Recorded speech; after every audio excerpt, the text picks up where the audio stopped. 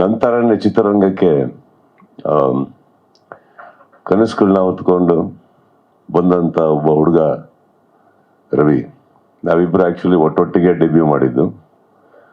ಅವಾಗಿಂದ ರವಿ ನನಗೆ ಪರಿಚಯ.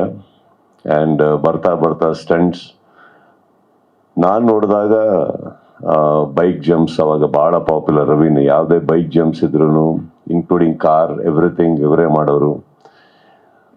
ಒಂದು ಸಲ ಆಲ್ಮೋಸ್ಟ್ ಚಂದು ಶೂಟಿಂಗಲ್ಲಿ ನೀವು ಇವಾಗೇನು ಡೈಲಾಗ್ ಕೇಳಿದ್ರಲ್ಲ ಮೊನ್ನೆ ಗ್ರೌಂಡಲ್ಲಿ, ಅದಕ್ಕಿಂತ ಕೆಟ್ಟದಾಗ ಬಯಸ್ಕೊಂಡಿದ್ರು ಇವರು. ಬಿಕಾಸ್ ಒನ್ಸ್ ಚಂದು ಟೈಮಲ್ಲಿ almost he lost his life. ನನ್ನ ಕಣ್ಣೆದುರುಗಡೆನೆ ಬೈಕ್ ಜಂಪು ಒಂದು ತುಂಬ ಓವರ್ ಎಕ್ಸೈಟೆಡ್ ಆಗಿ ಮಾಡಕ್ಕೆ ಹೋಗಿ ಬಾಕ್ಸಸ್ ಮಿಸ್ ಆಗಿ ಲಾಸ್ಟ್ ಎಡ್ಜಲ್ಲಿ ಬಿದ್ದು. ಸೊ ಅದನ್ನೆಲ್ಲ ನೋಡಿದ್ದೀನಿ ನಾನು Ravi Varma. And then I saw him fall down, then I saw him rise again. ಅದಾದಮೇಲೆ ಐ ಸಾ ಹಿಮ್ ಟ್ರಾವೆಲ್. ಪ್ರತಿಯೊಂದು ರಾಜ್ಯದಲ್ಲೂ ಹೋಗಿ ಕನ್ನಡದ ಬಾವುಟ ಹಾರಿಸಿ ಬಂದಂಥ ಒಬ್ಬ ಸಾಹಸ ನಿರ್ದೇಶಕ ರವಿ ವರ್ಮಾ ಅವರು. And I am very very proud.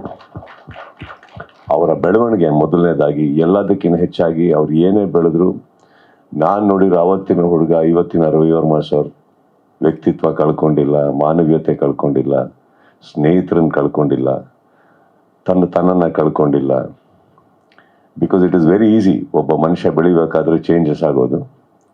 Is been the same. ಇವತ್ತು ಇಲ್ಲಿಗೆ ಟ್ರಾವೆಲ್ ಆಗಿದ್ದೀವಿ ಅಂತಂದರೆ ಇಟ್ಸ್ ವೆರಿ ಸಿಂಪಲ್. ಬಿಕಾಸ್ ರವಿಗೋಸ್ಕರ ಎಲ್ಲಿಗೆ ಬೇಕಾದ್ರೆ ಹೋಗ್ತೀನಿ ನಾನು, ಏನು ಬೇಕಾದ್ರೆ ಮಾಡ್ತೀವಿ ನಾವು. Because it's a beautiful journey.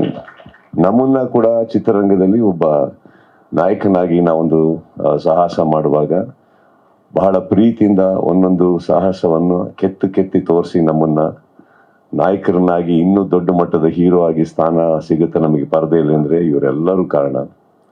So Ravi, I wish you all the very best. ತುಂಬ ಚೆನ್ನಾಗಿದೆ trailer.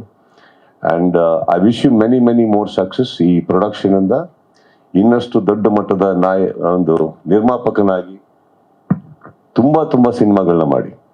I wish you all the best sir.